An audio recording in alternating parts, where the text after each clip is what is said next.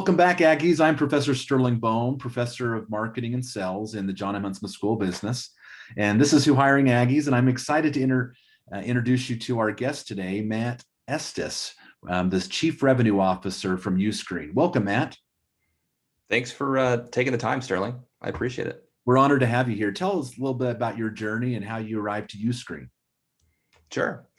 Well, I joined Uscreen about 4 weeks ago. I'm pretty new on the job, and I got to know the Uscreen business through a series of conversations with the CEO over time, who spent time with him learning about the business and the customers and the market. And it was a company and opportunity that was so compelling that I couldn't join. I couldn't not join, I should say.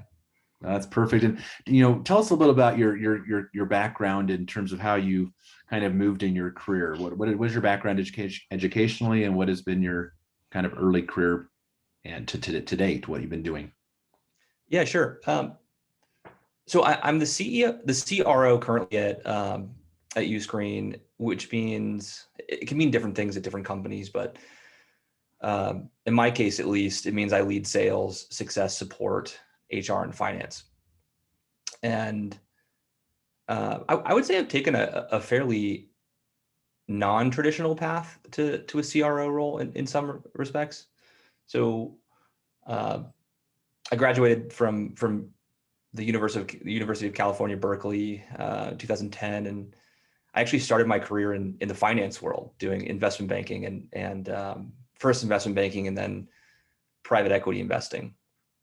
And I really enjoyed the investing world, but like many investors, meeting all these great entrepreneurs and operators, I sort of caught the startup operating bug, and so I left. I left a firm called TCV to join a startup called Blue Vine. I was a very early employee there, employee number low 30s. And as you often do at smaller companies like that, in early stage companies, you wear a lot of hats. It's sort of trite to say that, but very true in this case. And over the course of 3.5 years there, I had a chance to build a large sales and channel team that ultimately ended up driving like 70% of the revenue of the business. And so I went from the sort of finance world to the sales world. And I like to think that the finance background, in a lot of ways, understanding finance and unit economics and understanding profit and loss statements and cash flow is actually a really valuable tool for salespeople and sales leaders. And in my experience, it's a skill set that maybe isn't explored often enough. And so happy to chat about that more if you'd like. No, absolutely. Anyway, let's jump in there, just because for some of our audience is a lot of our audience are folks that are coming from finance and econ programs, and sure, maybe rift a little bit and say what that value has been for you in your career. So I can talk about it within the context of selling and being a sales leader, and I can also talk about it in the context of being a CRO if you'd like. Yeah. I think that sales in particular at fast growing technology businesses is, and I think this is true, by the way, if you're starting a new sales team or if you're scaling an existing one, it's really about creating systems that are unit economic profitable, and they're repeatable and they're scalable. And so, a good example of that, if you're a sales rep and you have a quota, well, why do you have that quota? And, why is it the size that it is? And, the systems lens might be, if you sum up the quotas of all of the sales reps, that is equivalent to, the total new business generation, of the company, new MRR in the case of like a SaaS business. And that sales org, that sales team has a cost that's associated with it. That sales team is, functionally going out and acquiring customers. And so having that kind of finance background helps you to do things like set quotas in the right way so that your business is profitable, which is ultimately the end goal of any business.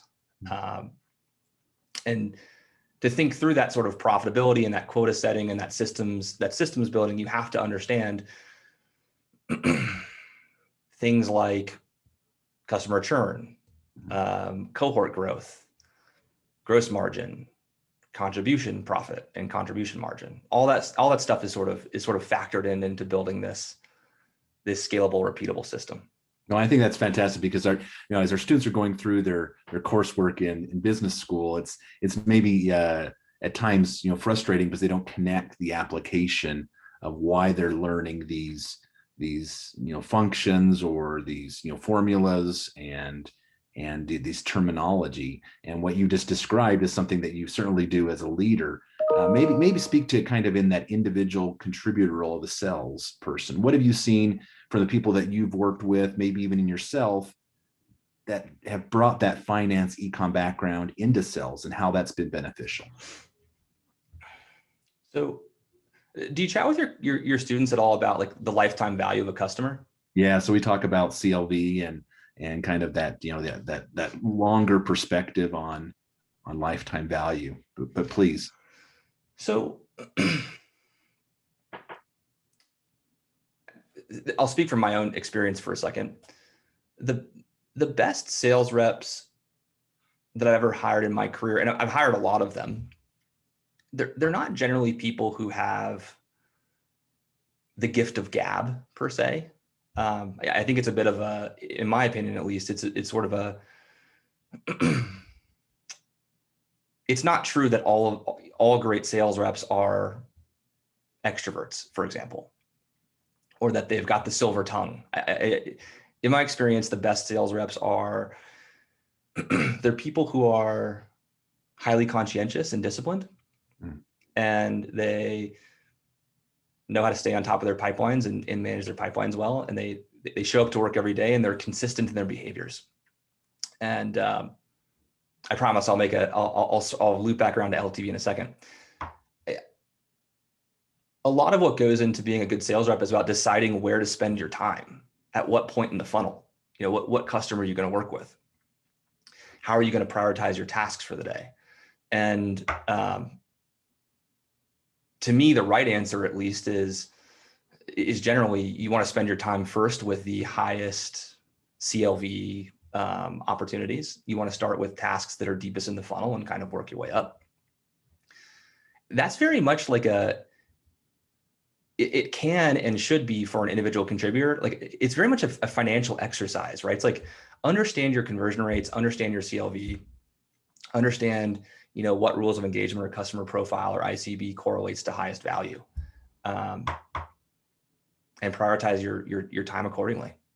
I think that's great advice for all disciplines and career, early stage career folks, because it really is, if you understand the metrics and understand the ways that revenue are generated, not just in the short term, but the long term, prioritizing your time, your effort, your task can go a long ways. That, before we get too ahead of ourselves and rifting in terms of some of these great concepts, I want to make sure that our students understand Uscreen.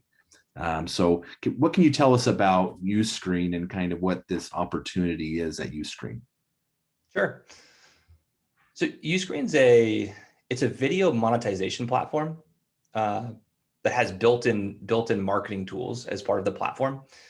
And it serves over 10,000 creators today as customers.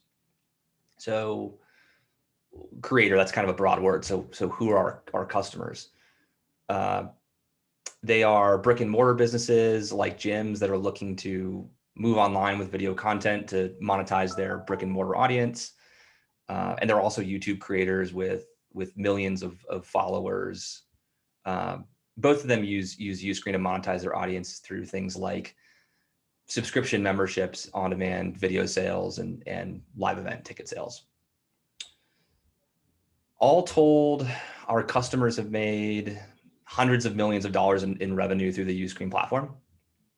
And so we take this concept of customer success very, very seriously. It's part of how we monetize our own business. So when our customers are successful, we're successful. And we have individual creator customers who make tens of millions of dollars a year solely through the Uscreen platform. In terms of like kind of sized to help kind of understand where we are in our journey of company growth, we grew from 20 employees last year to about 100 right now. We're a very tech forward, engineering centric business. About 50 of those 100 employees are engineers. And we're generating double-digit millions in ARR, and we're growing about 2x this year. Wow. And what is in this current era, where is your growth in terms of various areas for new hires? Kind of where would a recent grad or a soon-to-be grad land at Uscreen? So Uscreen is what I would refer to as a product-led growth-oriented SaaS company. And the reason why I think it's important to mention that is we've gotten to double-digit millions in ARR with virtually no sales team, which is pretty cool. I think one of the things I was thinking through when I was looking at my next opportunity was this is a false dichotomy to an extent, but if you're a salesperson, you have to choose between a tech business that has a great product with mediocre or no sales versus a company that has amazing sales and a very mediocre product. In my experience, at least, you're often better served walking into the former, which is great product and no sales. So why is that? Well, you want to sell great products as a salesperson. It makes your life a lot easier for obvious reasons. So we hired our first sales rep about 9 months ago, and we have 2 of them today. We'll probably triple to quadruple a team of account executives this year, and we'll scale an SDR outbound org probably 5 to 6 people over the next 12 months. That's fantastic. On top of that, we're hiring across the board. We're hiring in success, support. We're hiring recruiters. Whole enchilada. Exciting. So for our students that are viewing, again, there's lots of opportunities as you learn more about Uscreen. Matt, we've had the opportunity to kind of discuss previously about some of the attributes that you like in our students, because you've interacted with some of our alumni. But what are some of the things that you're looking for as you evaluate talent on your team, and some of the things that our students could signal and really emphasize as they're interacting with you and your colleagues at Uscreen? Yeah. Well, first, I think you're referencing that I worked with a few folks from your program at my previous employer, Brex, who were really just stellar people and stellar sales folks. Your next question was about what do I look for, and I think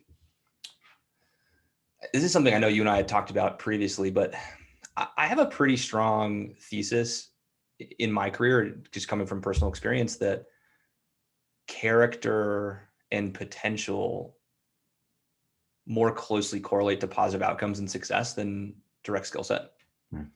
And character is sort of like a big kind of fuzzy word. And I think there's hundreds of years of literature, people debating what are classical virtues and what aren't. But in my case, at least, I think I look for people who have like a growth mindset, people who want to learn, people who are coachable. For sales reps, back to what I was saying earlier about some of the best sales reps I've hired in my career, people who are organized, who are articulate, and who show that they're organized thinkers, in my experience, are organized people. So I pay a lot of attention to that. And I mean, there's a number of things I can mention. The last that I might mention is something that's kind of near and dear to my heart, having worked in startups for a long time, is the tech industry is a fast changing and tumultuous place to work. That's just the reality of it. Things change all the time. And so there are any number of obstacles that are thrown in our path as we grow to 100 million ARR, as sort of SaaS operators. And because of that, I really focus on people who are solutions oriented. Like people who don't necessarily focus on the problem, but they have this sort of like action bias, and they focus on, what are the steps that I need to do to remove that roadblock. I think that's one of the opportunities working in startup land, right? And I think something our students really genuinely appreciate. One of the values of our Huntsman school is entrepreneurial spirit, and part of that is, like you said, recognizing that you're wearing multiple hats, that you're going to encounter tumultuous environments and situations where you're going to have to find solutions and be very innovative how you go about your work. And so this really, I think, vibes really well with us, and the opportunity that this is for our students.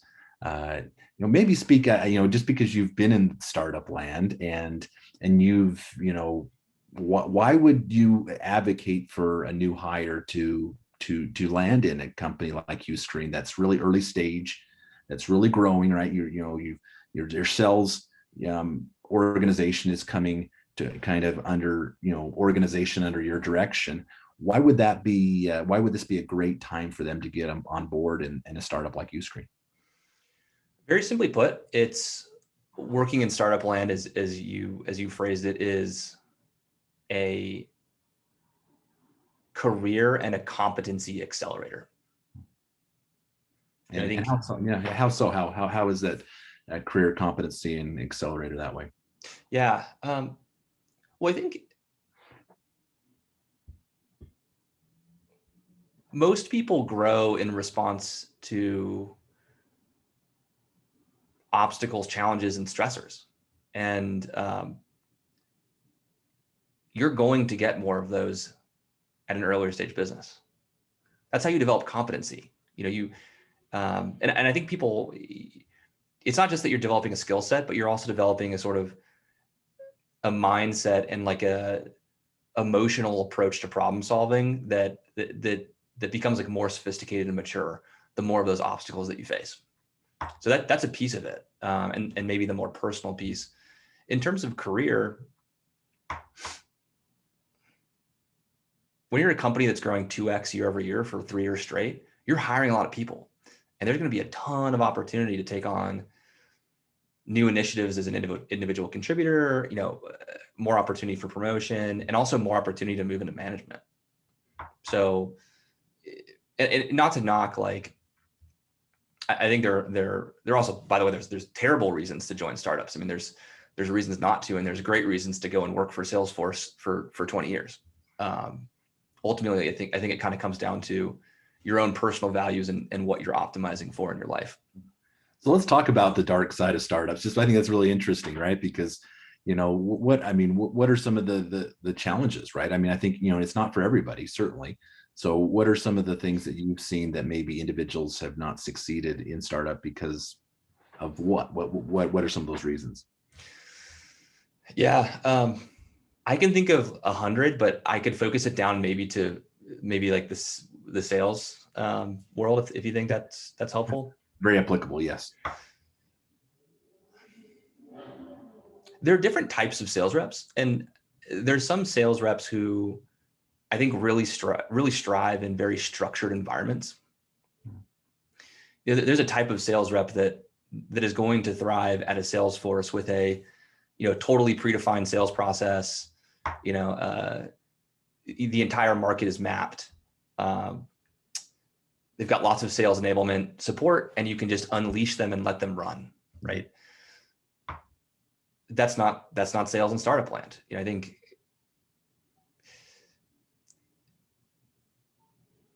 part of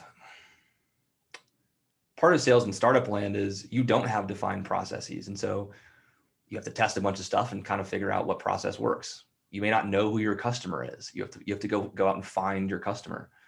That's a journey, you know, hopefully it's a journey that's up and to the right, but it's a journey that might be, you know, a bit more zigzag. Sure. That's challenging. That's stressful. You know, like not everybody is, you know, equally self-directed, and not everybody wants to be. And that's perfectly that's perfectly valid. I think that's really fair assessment, and you know, I think that as the students that are listening, they need to consider what their kind of strengths are in terms of how they can manage their time, how they can manage their work, because you're right, it requires someone that is really self-starter and you know, innovative and looking at ways they're going to accomplish their work. Now, for students that are interested to continue this conversation with you and your team at Uscreen, how would you like them to reach out and engage? How can they learn more about Uscreen? Well, you could always add me on LinkedIn, Matt Estes. You can also email me at matt.estes@uscreen.tv, and I'm happy to have a one-on-one conversation with anybody that wants to chat and learn more. That's perfect. Even if you're not interested in joining Uscreen, you just want to chat and make an intro, I'm happy to do that as well. Matt, you're so generous with your time today on this session, but also just going forward for our students, right? To be able to rub shoulders someone in Matt's role is really unique for a student. To be able to rub shoulders with someone that's overseeing such a big part of the business, wearing hats and you know, with sales, but even on the finance side, I would encourage our students that are still trying to explore what they want to do to reach out to you, Matt. Thank you, Matt, for joining us today. Yeah, thanks for your time, Sterling. It was a pleasure.